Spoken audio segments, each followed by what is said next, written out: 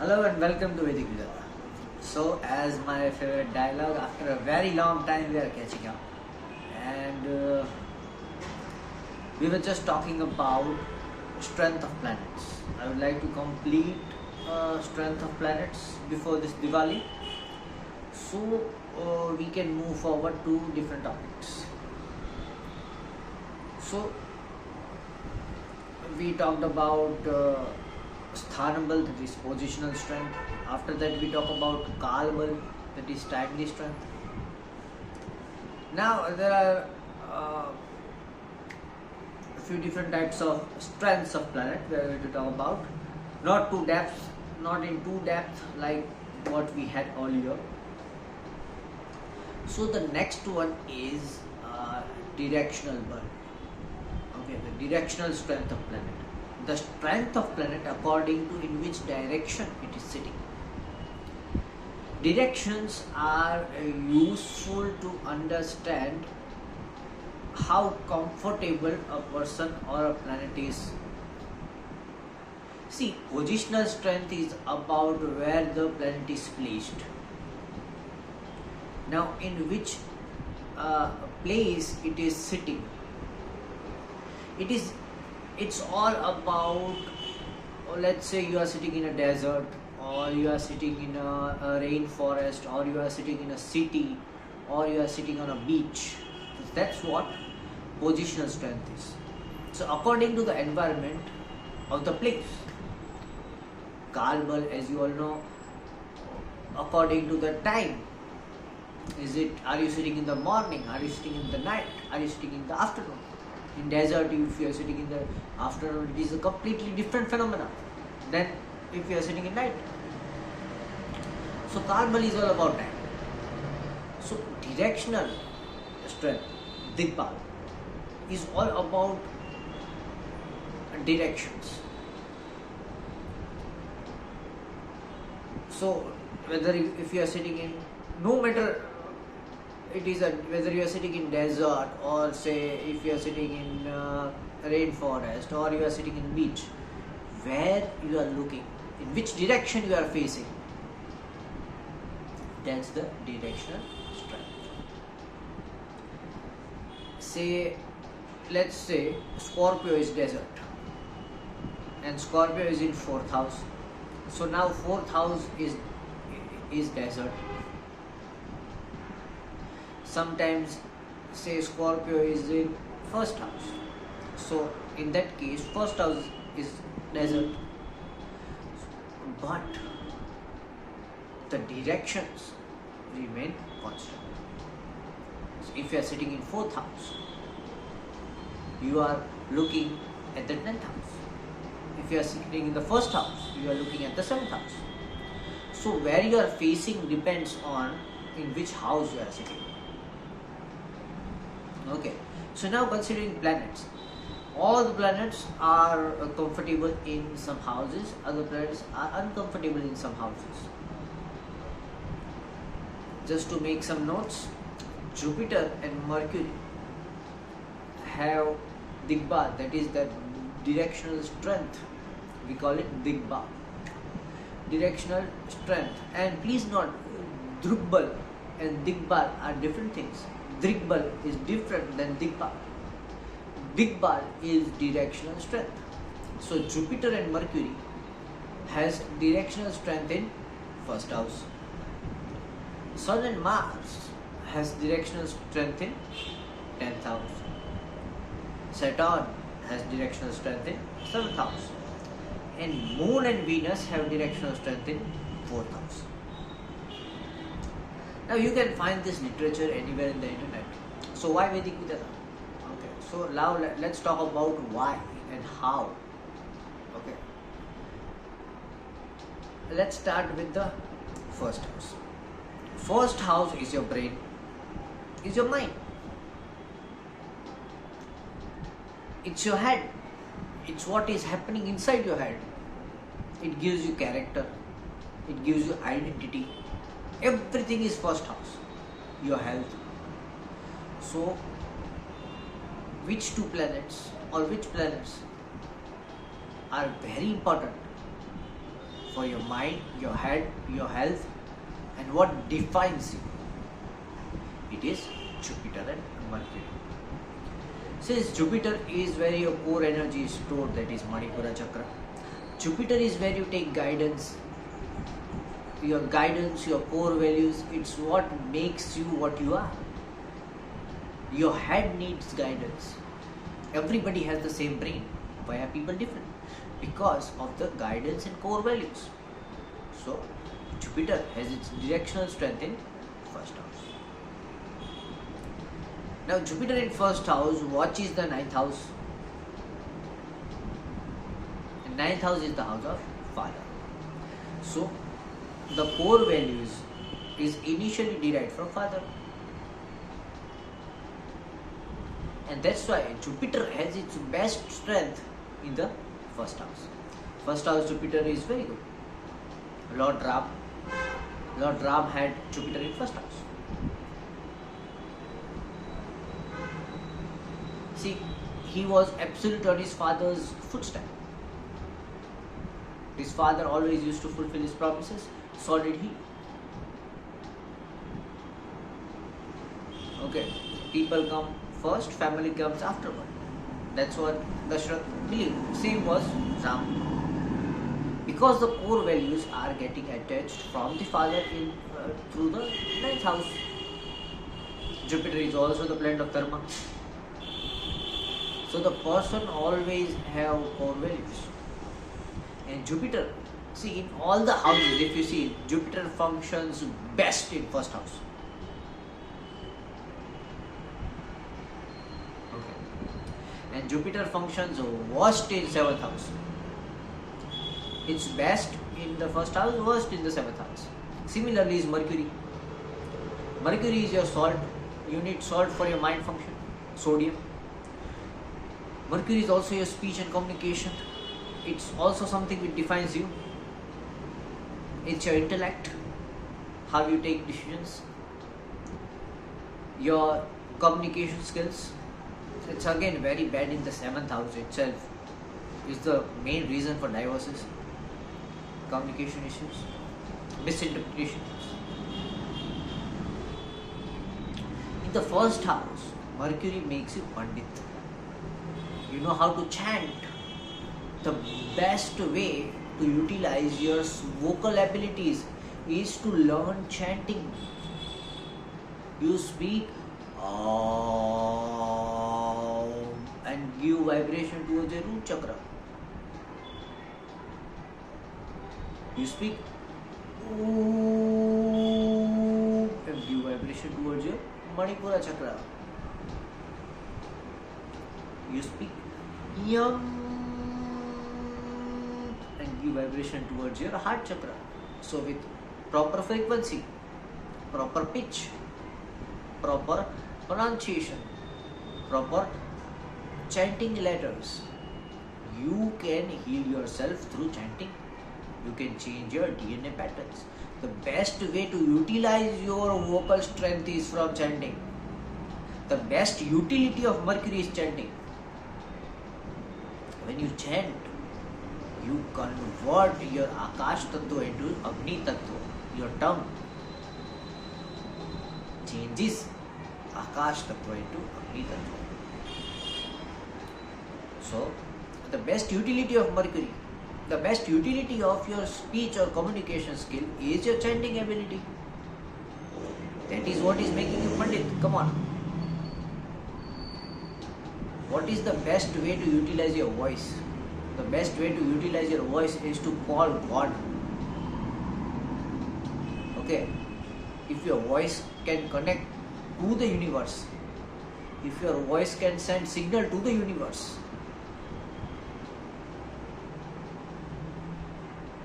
it's the best way to connect. So Mercury functions very good in first house. And Mercury functions very bad in seventh house. Okay. Now first house Mercury watches the seventh house. Again, if the Mercury is in first house, it can give you good communication skills, make you Pandit, but you have to make sure you have to control your speech, especially with your spouse. Now let's say 4th house, Moon and Venus. 4th house is the house of family. There are only two things which you should have in your family. First is peace of mind, another is love.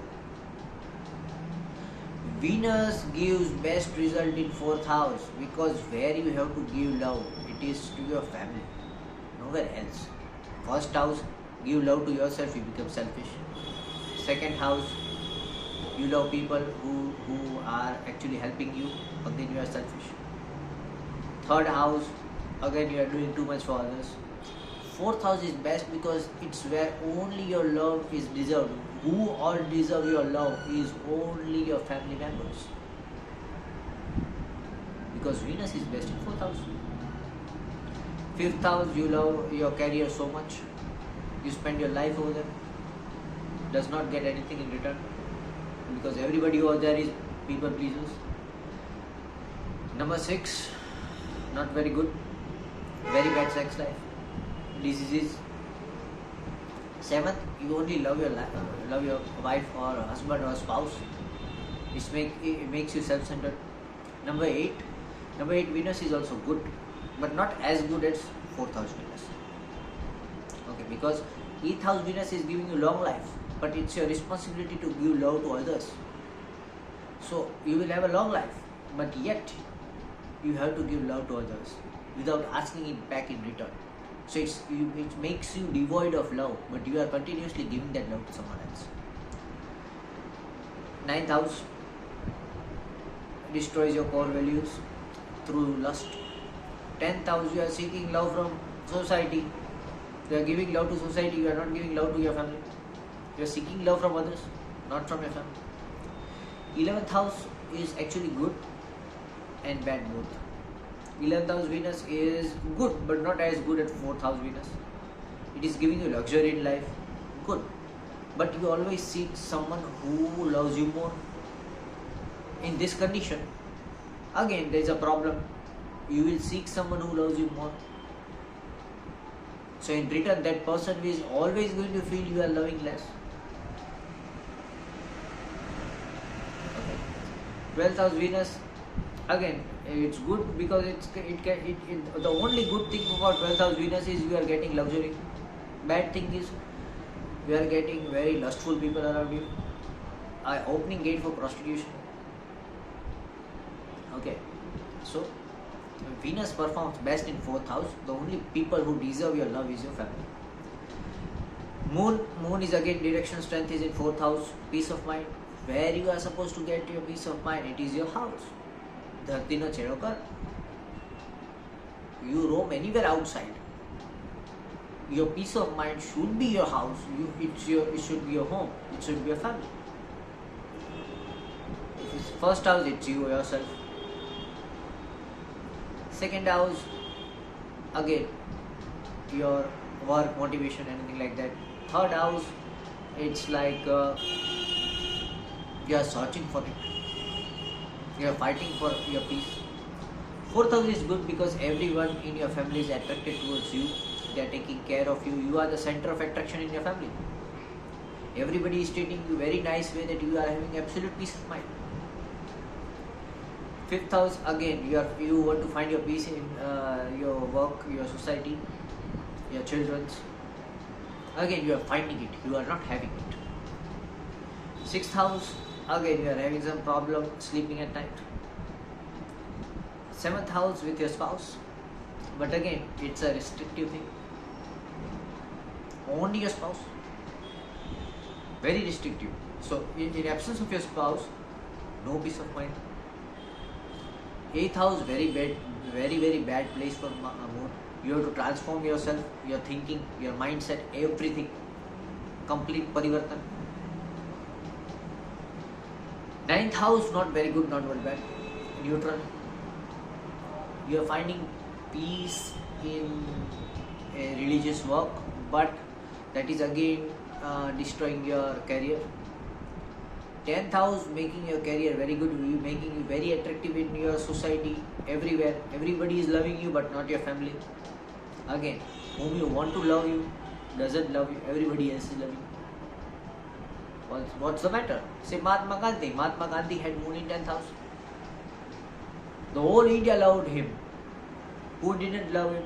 His own family, his own wife, his own children. You are giving so much in the society, you are not doing anything for your family. 11th house moon, again your work life is destroying your peace sometimes. 12th house moon, you have very good sleep, but when it comes to your own peace of mind, you have to struggle. By struggle, I don't say that you won't get it, but you are getting it after a struggle, not before struggle. In 4th house, you are getting it even without struggle. Okay, so Moon and Venus have directional strength in 4th house. Now 7th house, it's Saturn. Saturn is the only planet who is getting directional strength in 7th house. Saturn is responsible for your calm vasana, your sex life, your lust life. So the only thing which should be restrictive to your spouse is Saturn. Shani kono kharab thai jai? Why? Who has the worst Shani? The worst Saturn energy. Why is Saturn angry always? Because you are getting polyagamous.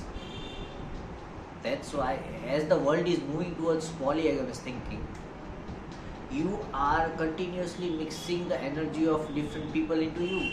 You are contagious. You are contaging different energies inside you. That's why your Saturn is feeling like, oh my God, there is no my own unique energy inside me.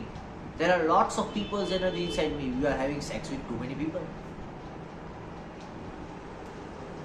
The only planet which is giving the principle of exclusivity, that only thing which is going to be with your spouse is your sex life, Saturn.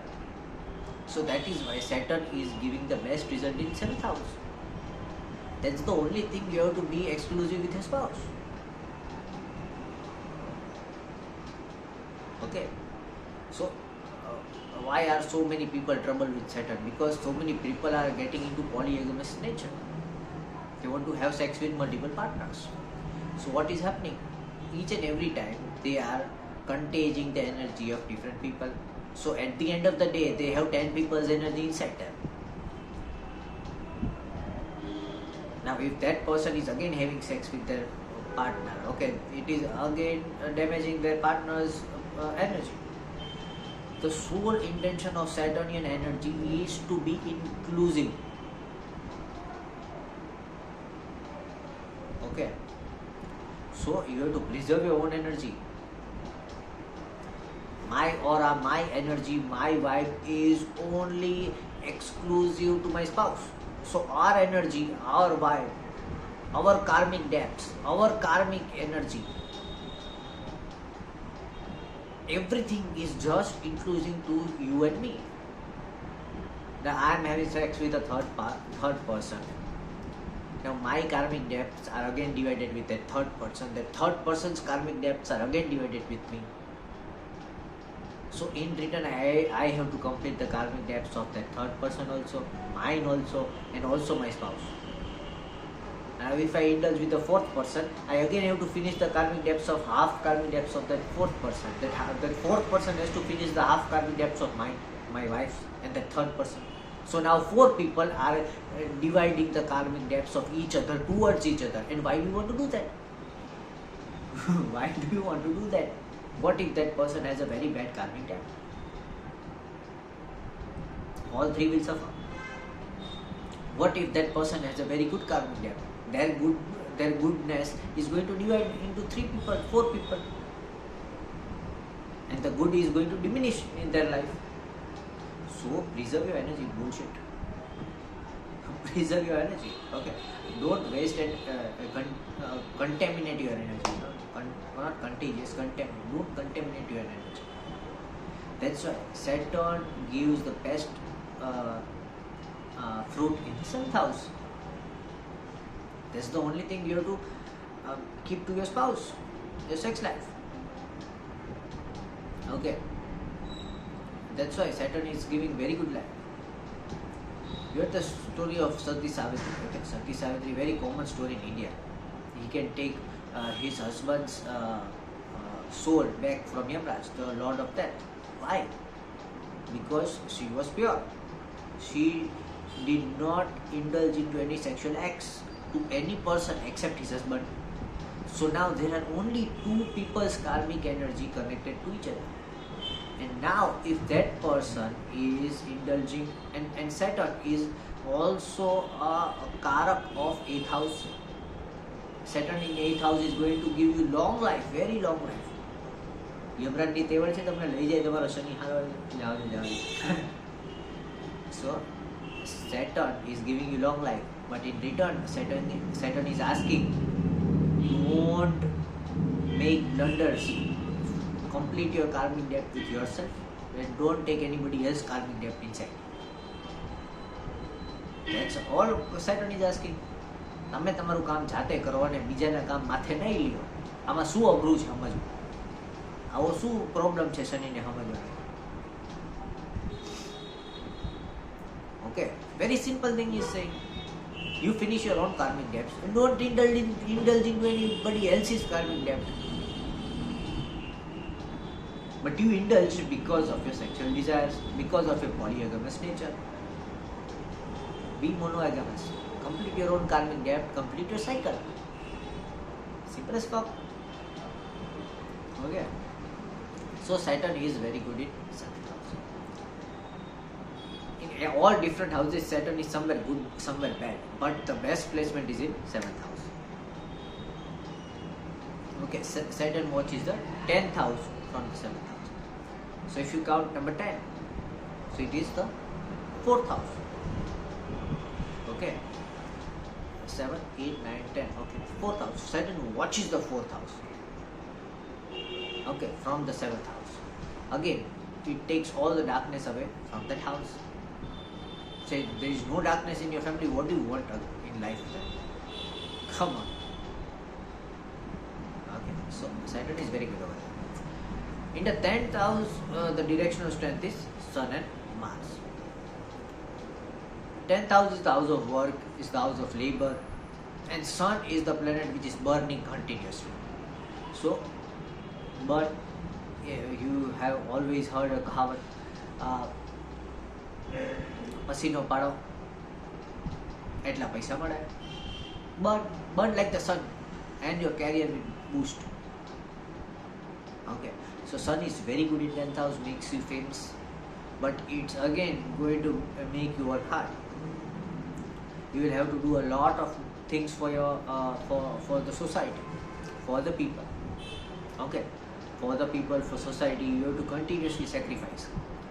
But that again is going to give you a very good, not charm, I would say, that is again going to give you a very good fame, name. Mars in 10th house is again very good in charity works. 10th house, Mars is all about helping the society. So the best way to earn your 10th house is by doing a work which is going to benefit the society, benefit the nature, benefit the people, benefit the crowd, and in that thing you should give your dedication completely wholesomely. So Sun and Mars are very good in 10th house. Sun is also your father. So what's your father's internal wish is always to make their sons or daughter on a very high position. Okay, or let's say successful. Successful is the right word. Okay. So 10th house is what gives you success. Father is the karak of success. There is no one in the world who would want you to succeed as much as your father. That is Sun. So Sun in 10th house, very good. Mars is again doing good. Mangal karo. And Mars is also dedication, hard work, your masculinity. So it's again very good in 10th house. So these are directional strength of planets. Now, talking about marks.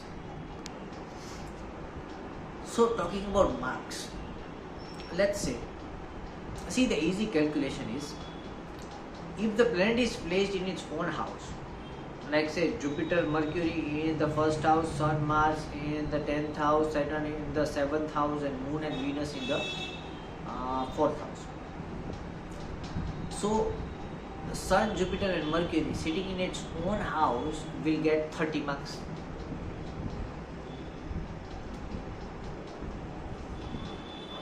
By own house, I am saying the directional houses we just discussed. Okay, not the own Rashi house. We are talking about directional. So I am talking about in that manner. Okay, so Jupiter is in first house, Mercury is in first house, or Sun is in 10th house. It is going to get 30 marks. Then let's say Moon and Venus are in 4th house. If Moon is in 4th house or Venus is in 4th house, it is going to get 50 marks. Okay, and again Saturn and Mars.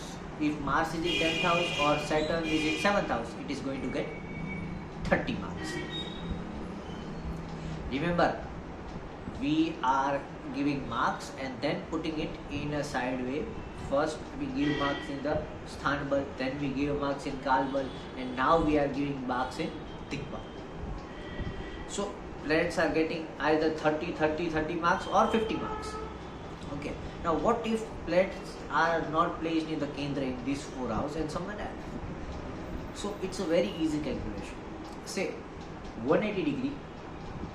If the planet is less than 180 degree,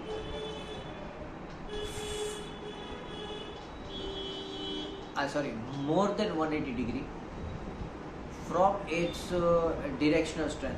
Okay, say first house, 7th house. For Moon, it's going to be 4th house.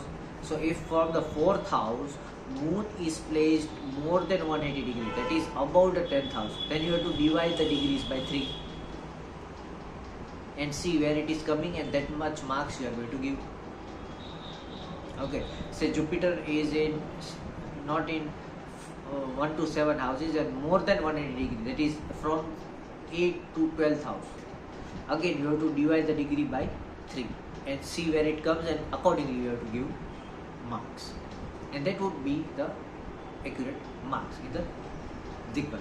If it is in the 180 degree, okay, you don't need to divide it by 3 to find its accurate degrees. If it is more than any planet which is more than 180 degree away from its Digbal position, you have to divide the degrees of that planet by 3, and then accordingly you give marks. And you also have to check the angular distance of that planet from the 7th house, from its Digbal house. Say Moon is in 4th house. This is the 4th house. The 7th house from the 4th house is 10th house. You have to see from 10th house how many degrees is the Moon placed. Okay. Say Saturn Digbal house is 7th house, but you have to see from first house how many houses away the planet is placed. If from the first house it is more than 7th house, it is placed ahead of 7th house, you have to divide it by 3. Say Sun is in 10th, Sun's Digbal place is 10th house. So you have to calculate Sun's Digbal from the 4th house, the 7th house from the 10th house. This is a bit complicated, but these days there are softwares which are giving direct answers towards the Digbal position. If any doubt in the directional strength, you can always contact Vedic Vidhata and just give marks accordingly if it is placed in these 4 places. And you can also consider the Trikon. The Trikon is, say, first house, 2nd house and 12th house comes in upper Trikon. Then 7th house, 6th house and 8th house comes in lower Trikon. fourth house, third house and fifth house comes in Moksha Trikona, that is in the fourth house side, and 10th house, 11th house, 9th house is in this Trikona, that is Artha Trikona in the right side. So accordingly you can see that if all in the Trikona itself, the best placements are in the Kendra itself, but if they are not in Kendra, if they are in Trikona, so if they are in this Trikona, they might be a bit good. So Sun being in the 12th house, Sun being in the 11th house and 9th house is better. In the 10th house is best. Similarly Mars, Saturn being in the 7th house is best, but after that it is better in the 8th house and 6th house. Moon and Venus are best in 4th house, but after that it is better in 3rd house and 5th house. Jupiter and Mercury is best in 1st house, and after that it is better in 2nd house and 12th house. So this was all about directional strength of planets. Note down the marks at the side of the directional strength column, and in the next video we are going to talk about Naisargik Bal, that is the permanent strength of planet. Okay. Thank you very much. Keep following Vedic Vidhata, subscribe me, and if any doubt you have, you want to take consultations, contact me. Thank you very much.